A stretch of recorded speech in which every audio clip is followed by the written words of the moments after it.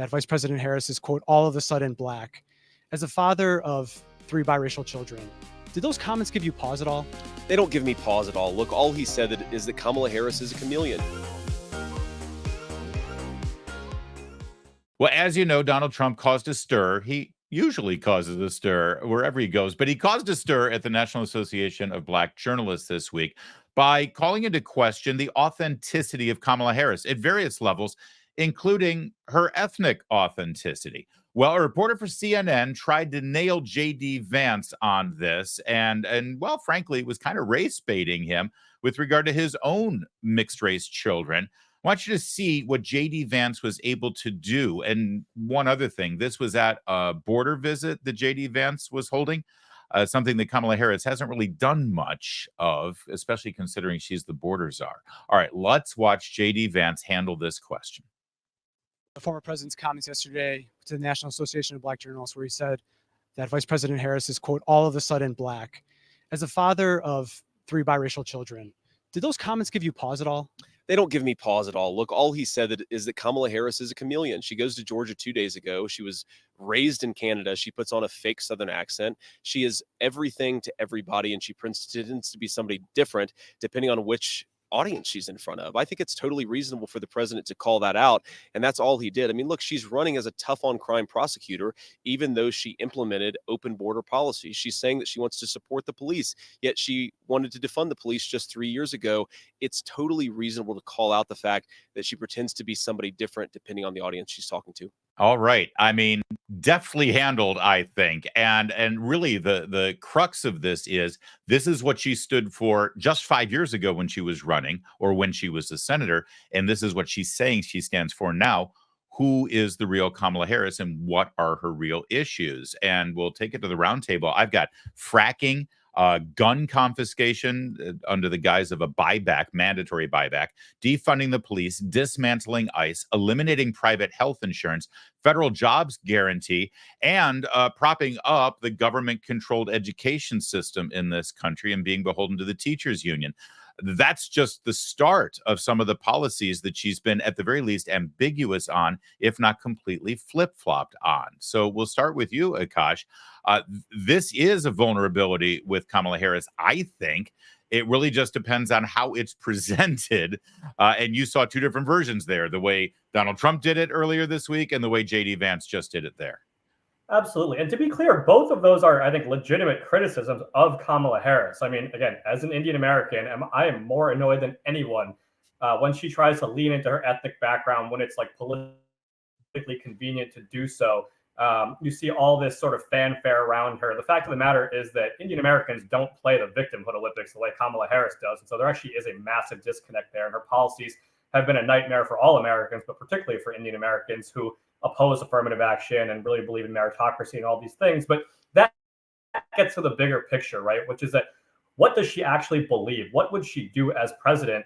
And we're just seeing endless gaslighting from her, from the media, from the Democratic Party, allowing her to rewrite her record from bills she's co-sponsored or led in the Senate, issues she campaigned on as president, and then things this administration has done. You cannot let her pick and choose and decide all of a sudden what she believes when she has a lengthy track record in writing and on video of things she says and things she believes on important policies. I mean, Larry, just imagine if Mike Pence, for example, tried to renege on policy positions he took 4 years ago and then distance himself from the Trump-Pence administration. Do you think the media would give him a break on his policy beliefs? Of course they wouldn't. And so I think Vance is right to focus on the issues. And Kamala Harris, as Angela mentioned, she needs to answer tough questions. And I think if Republicans keep distracting themselves and talking about whether she's a DEI candidate and all of that, we fail to nail her down on the things that matter, which is what does she believe? And what she believes are positions that are way, way to the left of the vast majority of Americans, and they deserve to know that. So let's focus on that.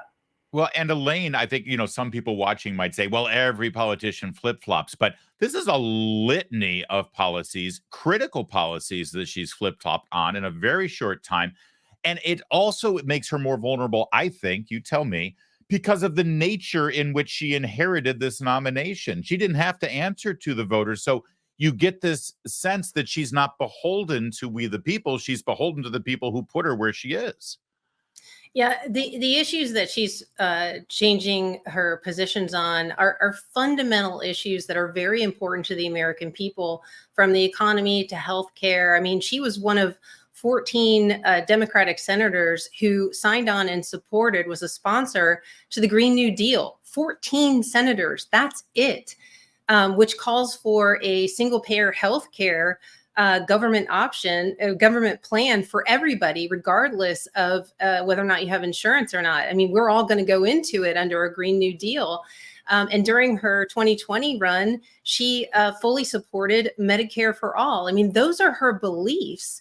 And, you know, it's funny because she's got now anonymous aides that are telling the media things like, oh, you know, the lefty reputation that she has really comes from that 2020 run where, you know, it was really just kind of a distorting experience for everybody. What does that mean? I mean, we can look back at her reign in California and see that she was doing things like fighting for trans operations paid by taxpayer dollars in California for prisoners. I mean, there's no end to how left she is. She's a San Francisco, California elite politician, nothing more, nothing less. Yeah, those are great points, I have to say. And you're right. It is remarkable to me, Angela, as a political strategy, her team has decided that the path of least resistance, the least damage, is to say, yeah, she was pretty much full of it 5 years ago. I mean, that's basically what they're saying here. And I don't know if that's sustainable.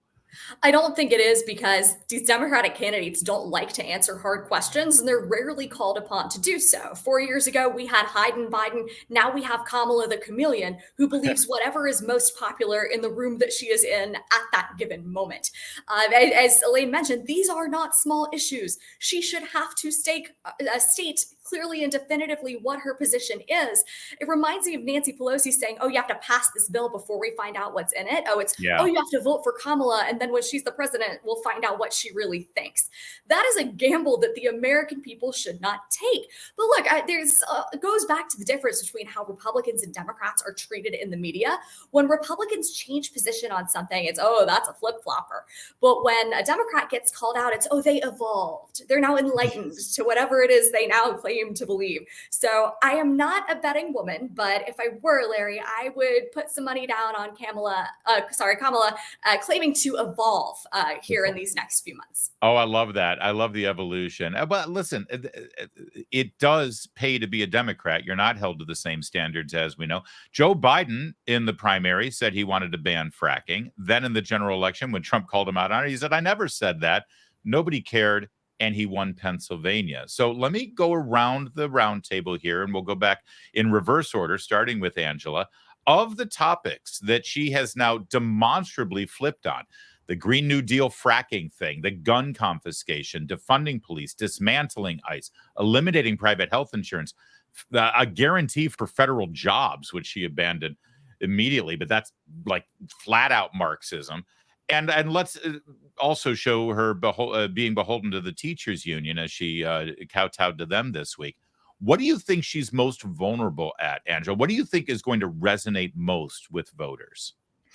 Issue number one is going to be the border. Everyone knows that she was Biden's border czar, despite attempts to rewrite history there and say, oh, well, it was never really her job. Yes, it was. We were all there. We all remember. And everyone knows that every state is now a border state because the border is wide open. It makes every American less safe no matter where you live.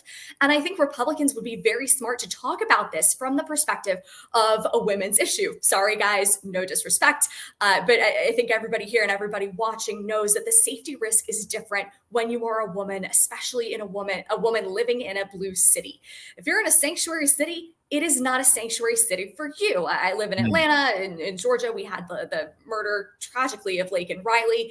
That looms large in everyone's memory, and it should, because it was 100% preventable. And it was 100% caused by these lax border policies that aren't really policies at all. It's just, oh, we'll do nothing. This is an issue that affects every single American, and I think it is a major vulnerability for Vice President Harris. Well, it certainly plays into the Trump-Vance hand as well. Elaine, what do you think is the most vulnerable issue here on Kamala's flip-flops? I think that the economy is going to end up being her most vulnerable issue because she is tethered, anchored to the current economic policies of this administration. She supported it. I believe that KJP yesterday said that she is a partner with President Biden on all of these issues. And so she's not going to be able to get away from the fact that this economic disaster is of her making. Yeah. And Akash, go ahead and have the last word. I actually think there's some misconceptions here, which is one, I think her biggest vulnerabilities are on the issues where she doesn't flip-flop because she didn't think she needed to. For example, all these Biden spending bills, her being beholden to the teachers union, her wanting to raise taxes. These are not issues she actually flip-flopped on because she just holds these positions and she thinks they're popular. Let's make her own that. Let's call it that she flip-flopped on healthcare and the Second Amendment and all these other issues. But the fact that she's trying to own these positions over the last 4 years, let's make her own them because they're a nightmare and people hate Bidenomics. They should hate Kamalanomics too. But I think the other thing we can't take for granted, Larry, is that people already know a lot of these things, right? Like we all remember because we paid attention that Kamala is the border czar. We know that she cast the deciding vote in the Senate, breaking the tie on all these spending bills. It is so, so important for your right-leaning audience, for activists, for candidates, for campaigns.